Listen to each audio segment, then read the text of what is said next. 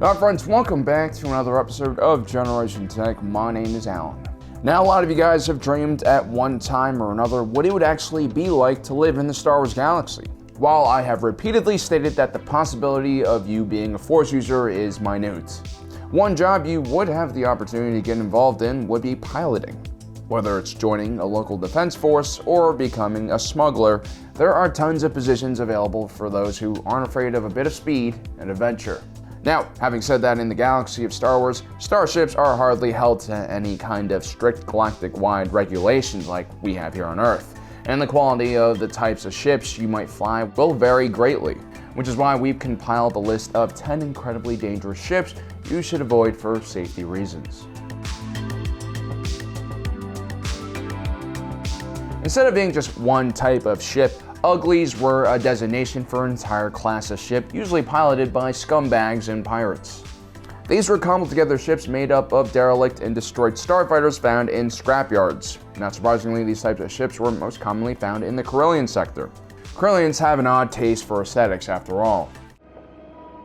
What a piece of junk!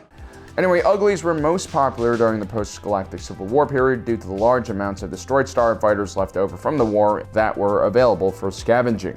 Popular configurations included the Z-Scepter, which was an ungodly marriage between a Z-95 Headhunter cockpit and TIE Fighter wings. Then there was the Y-TIE, which was like a Z-Scepter, but instead it had a Ywing cockpit.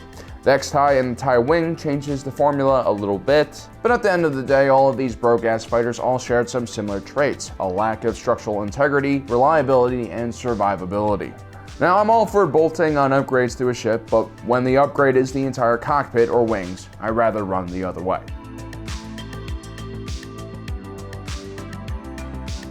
If you watch this YouTube channel enough, you probably know all of our talking points about the TIE Fighter. No shields, no hyperdrive, no heavy weapons on the base model, partial life support systems, very light shielding. This thing was a death trap. And it's no wonder the Empire sought to quickly replace the standard TIE Fighter as the Galactic Civil War started heating up. The only way to escape certain death when being hit while piloting one of these things is by hitting the ejection button and waiting for the cold embrace of space to kill you instead. Because let's be honest, they aren't going to come get you. You're really not that important to the Empire.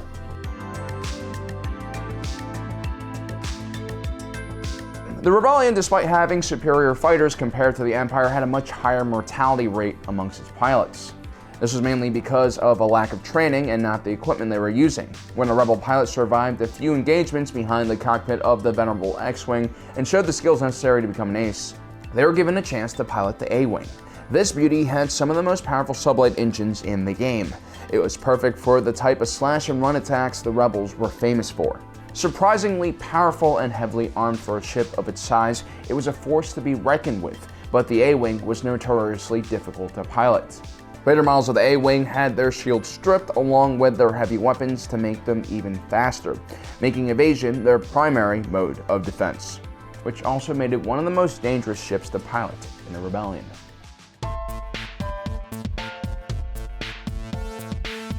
First introduced in the midst of the Clone Wars, the Y-Wing bomber was a workhorse for the Republic Navy.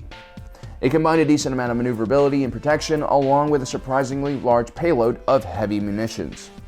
It ultimately played a big role in the Republic's defeat of the Confederacy of Independent Systems. 30 years later, however, the Y-Wing was once again called to action, this time on behalf of the Rebel Alliance fleet. Not only was the Y-Wing hopelessly outdated by this time, the Y-Wings that were being used by the Rebel Alliance were mostly acquired from scrapyards and in terrible shape. Most of the Rebel Alliance Y-Wings were cobbled together from spare parts and extremely unreliable, which is why the armored panels on their engine compartments were taken off so that engineers could have quick access to them. Along with the armored panel, the rear gun turrets were removed as well, giving the Y-Wing a small boost in speed, but ultimately it was still far too slow for the battlefields of the Galactic Civil War. As a matter of fact, the Y-Wing was slow enough where a rear turret probably would have been very useful. That came from behind.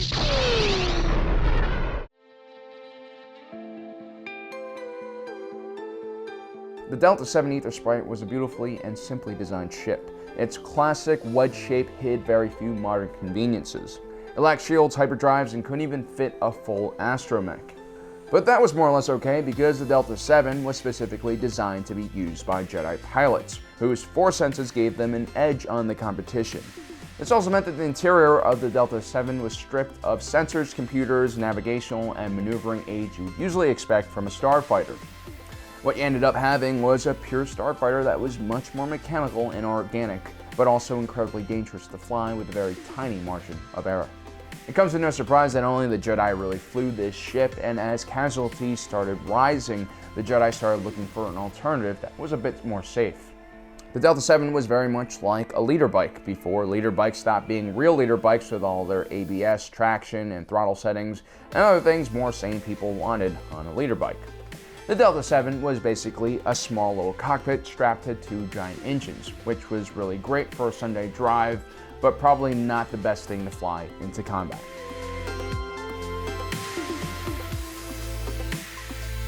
The Storm 4 twin-pod cloud car was as ugly as the Delta 7 was beautiful, and it was as complicated to pilot as the Delta 7 was simple. Primarily used for security and defense, we first saw this malaligned craft in Episode 5, The Empire Strikes Back. Not only were these ships awkward to look at, they also had a terrible design, which meant that the pilot sat in one car and controlled the ship's movements, while a gunner sat in the other car and controlled the weapon systems, which were in a fixed position. Now, if you are committed to flying a death trap, at least try to fly something more honorable and cool to look at, like maybe a TIE fighter or an Awing. That way, at least the loved ones you leave behind won't have to hide the embarrassing fact that you died in a cloud car.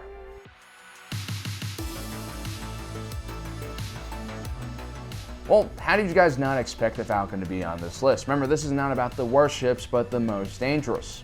And while the standard YT-1300 Corellian freighter was probably as safe and reliable as any tug ship of its design, Han Solo and Lando Calrissian and anyone else who had their hands on this beauty pushed this ship well beyond its reasonable limits. While the YT-1300 was known for being incredibly modular and capable of handling upgrades, it was the sheer amount of upgrades and aftermarket parts that the Falcon ran on which made it so incredibly dangerous. While the hyperdrive was a Class 0.5 and perhaps one of the fastest in the galaxy, it didn't always work. Oh yeah? Watch this. Watch what? And when that hyperdrive was broken, the Millennium Falcon was just a Class 10 because that's what its backup hyperdrive was rated at, and that is really, really slow. With generally faulty wiring, electrical systems, and far too much half-ass repair work, the Millennium Falcon was always one turbo laser hit from losing its power plant or just disintegrating. The Falcon simply had seen far too much combat, had too many collisions, and taken too many hits, and by the time of the First Order Resistance War had some serious structural integrity issues that were never really fixed by Han and Chewie's occasional patches and quick fixes. Although it is one of the most iconic ships in Star Wars and probably one of the most powerful in its class, the Millennium Falcon at this point belongs in a museum. I get what Rian Johnson was trying to do when he created the MG-100 Star Fortress. I mean, just look at the name, SF-17 Star Fortress. They're clearly paying homage to the B-17 Flying Fortress, one of the Allied workhorse bombers from World War II.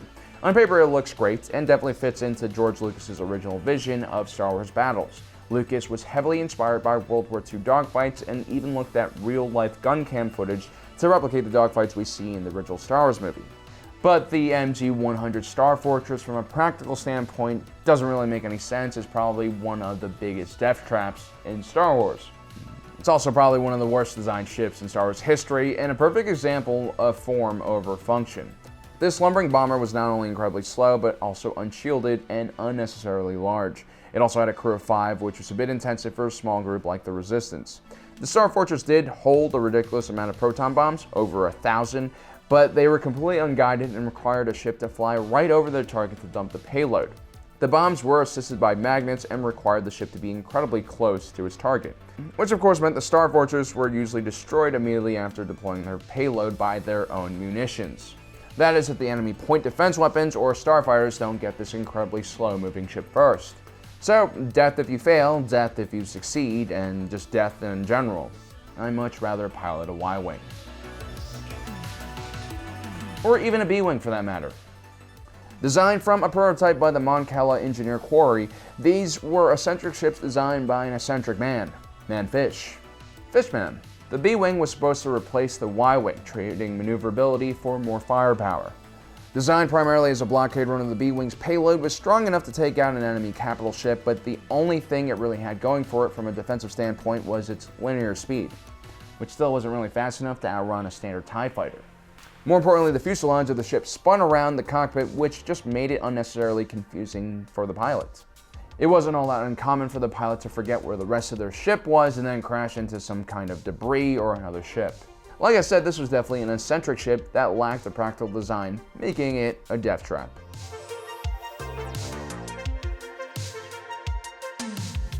Now, the V4XD is less of a ship and more of a speeder. Simply put, if you manage to fly this into space, you will die of exposure. It will be sad for you, but hell, it'll make a great story for your wingman to tell you, and it's still better than dying in a cloud car. The ski speeder was designed for just one environment and had a completely unnecessary stabilizer that kept it tethered to the ground, and kicked up a giant cloud of salt dust which made you visually a very large target from very far away. The ski speeder also had an offset cockpit. As Poe Dameron once put it, it was a B-Wing that didn't fly. I'll also add a few choice words of my own. This ski speeder was completely idiotic in design and a death trap to all who flew it. Not really sure what the Resistance were trying to do in the scene from The Last Jedi, but hey, it did look cool. So guys, those are 10 ships I really recommend you stay away from if you want to have a long, healthy career as a pilot in the Star Wars galaxy. Let me know in the comment section below if I missed any. I'm sure I have. There are plenty of dangerous ships that you want to stay away from. Plenty of dangerous speeders as well, actually. But, you know, definitely recommend you guys try a speeder bike. Those are a lot of fun. Anyway, guys, don't forget to subscribe, hit that notification button so you don't miss out on the rest of our awesome content. And as usual, thanks for joining us today. If you're watching this, you are Generation Tech.